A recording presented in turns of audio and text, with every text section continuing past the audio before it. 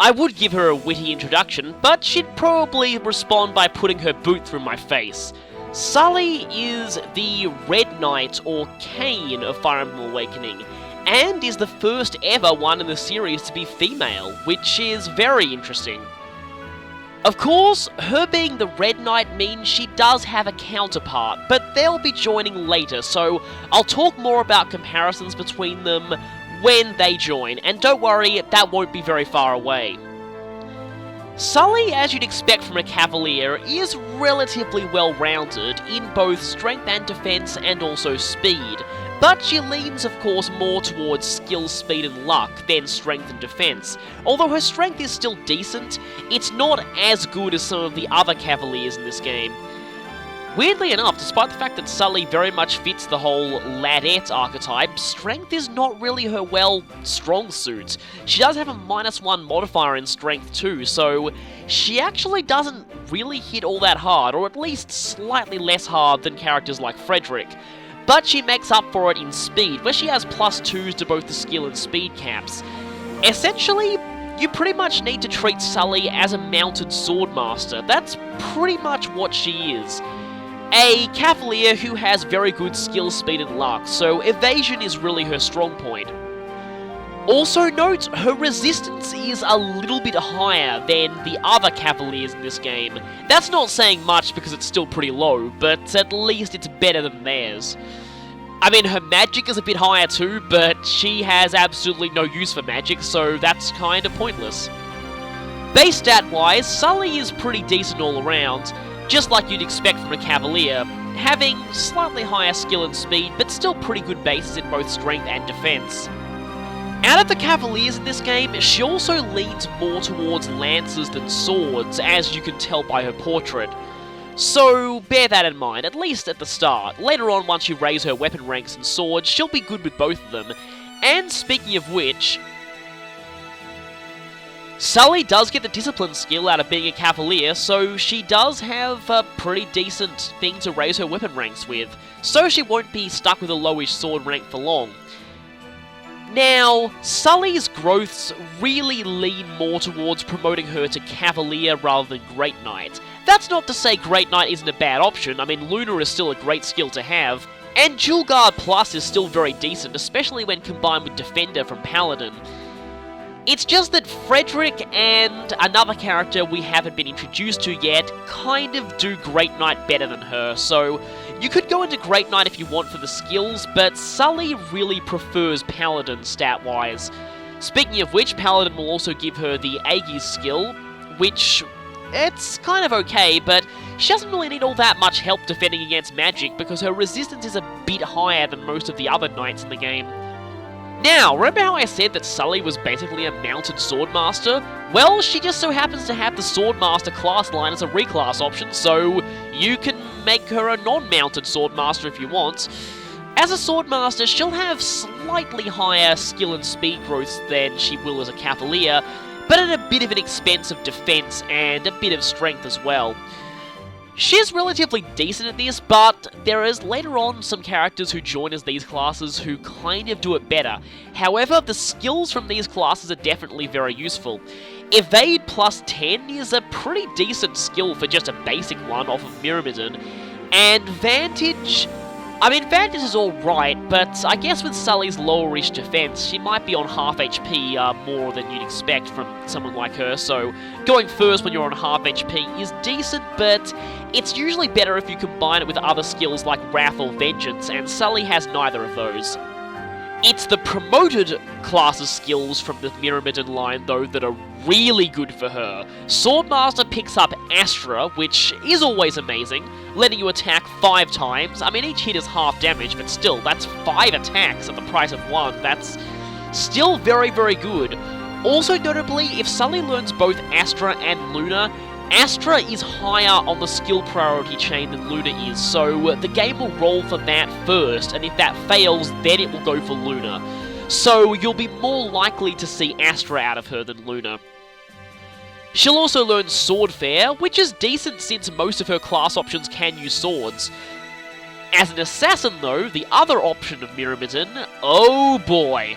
I still say that Assassin learns some of the best skills in the game as far as class skills go, and seriously, in this game, Assassins are quite possibly the best they've ever been. They learn the lethality skill at level 5. Yes, only level 5, and they learn an instant death attack. Its activation rate is only a quarter of your skill stats, but considering that Sully has a +2 to that cap, and it's one of her strongest growths, she'll be pulling off lethality reasonably often. Lethality in this game also is amazingly good, because now it works on bosses. Yes, you heard that right, instant kill on bosses. Except for certain plot important ones, but for the most part, it works on just about anything, so lethality is actually very helpful in this game. It also looks very cool when you pull it off. The other skill from Assassin is probably just as good as lethality. Pass lets the character who has it move through spaces occupied by enemy units. This is very useful for a character who has mounted classes as an option, because the more they can make use of their movement, the better. Picking up the pass skill from Assassin and then reclassing Sully back to Cavalier will definitely be very helpful because, yeah, having a massive movement range of a mounted unit and being able to move through enemies gives her a huge amount of mobility, so that's a great skill to pick up as well. So overall, definitely recommend the Assassin class option. Her other option is the Wyvern Rider line, which is sort of interesting. Now, you don't need pass for this, since Wyvern Riders can already fly over terrain and enemies anyway, but I mentioned before on Frederick's entry that the actual class skills of the Wyvern Rider line are not exactly my favourites in the game. Although Tantivity is alright, giving a bonus to hit rate and avoid when no allies are within 3 spaces, and considering that Sully will have a high movement range most of the time, she's going to be benefiting from that quite often. Quick Burn is still a little but it is a boost to accuracy and avoid, so Sully can actually learn quite a few avoid boosting skills, I just realised, which certainly helps given that that's one of her better stats overall. Speaking of avoid boosting skills, Sully can also gain Swordbreaker from Wyvern Lord and Lancebreaker from Griffin Knight, which will give her plus 50% accuracy and evasion against enemies using those weapon types. Which is very good considering that she's in a lot of classes that have a lot of versatility in terms of their weapon types, so that could be quite useful.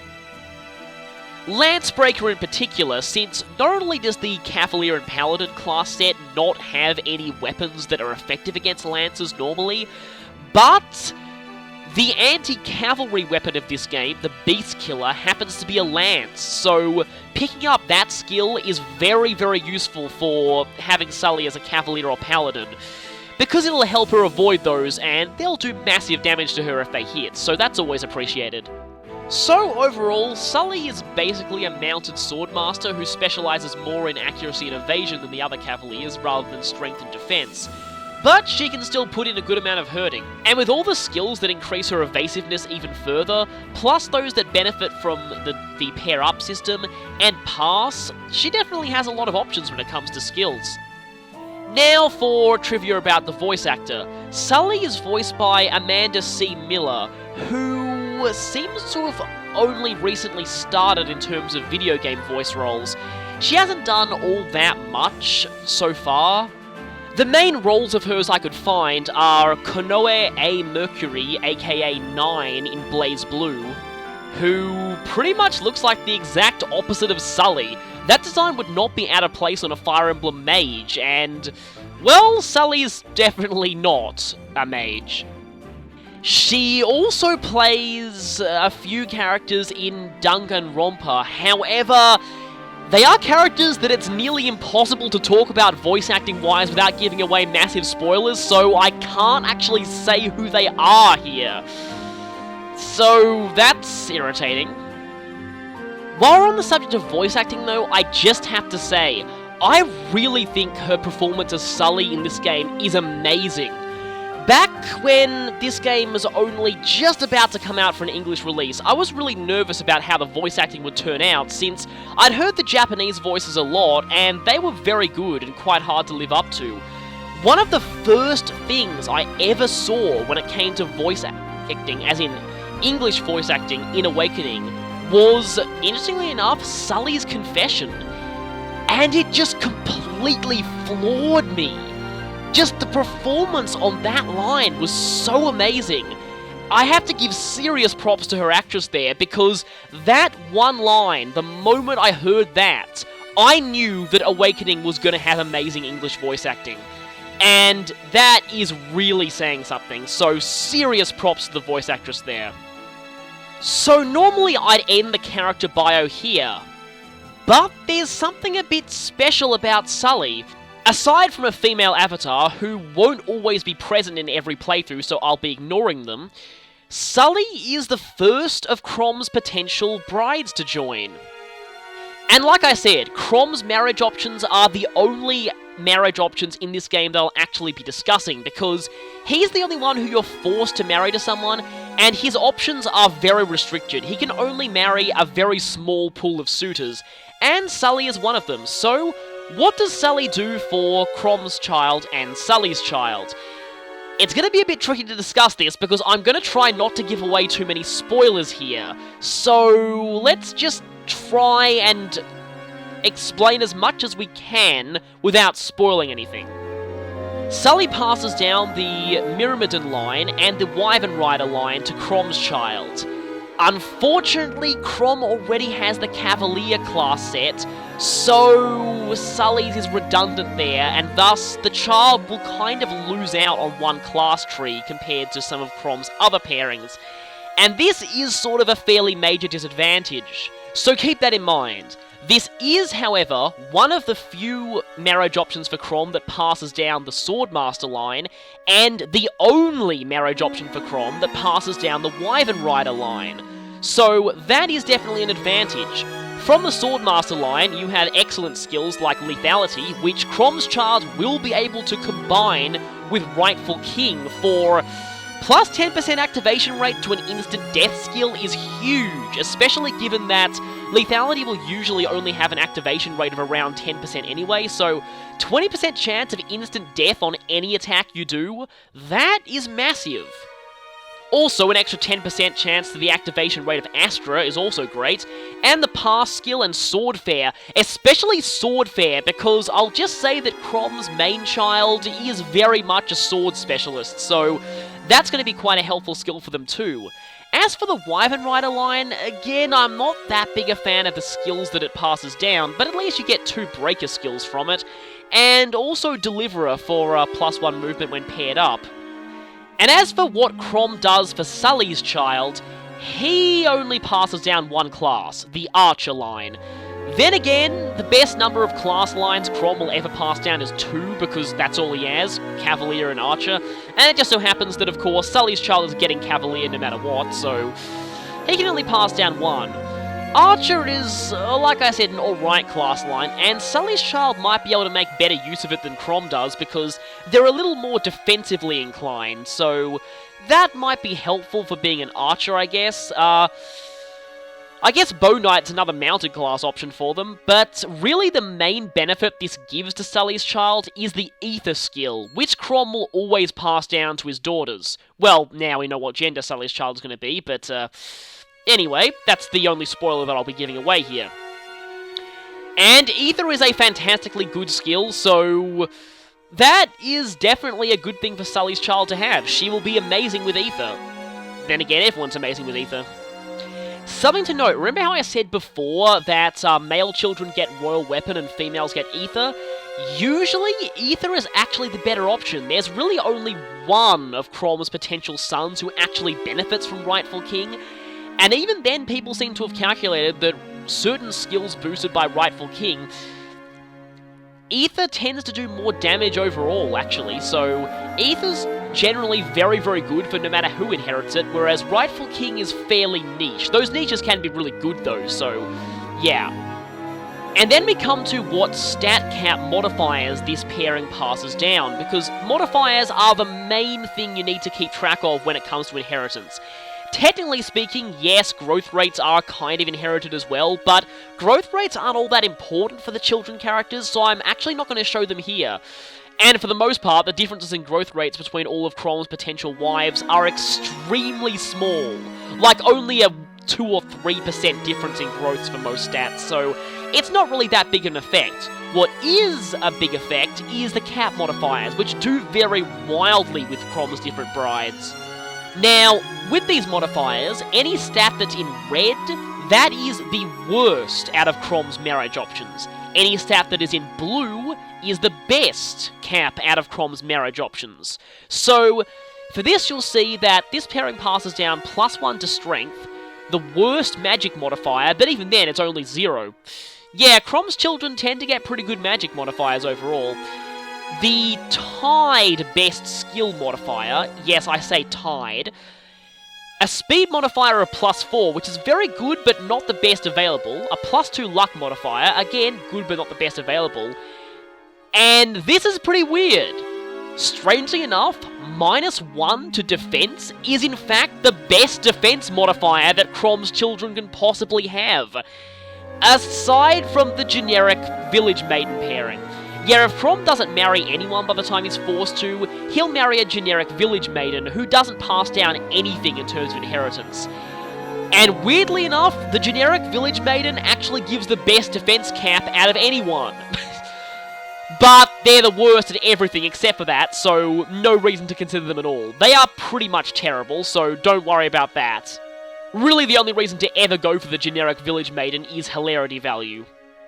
But yeah, a defense cap modifier of -1, which ironically is the best that Chrom's children can get.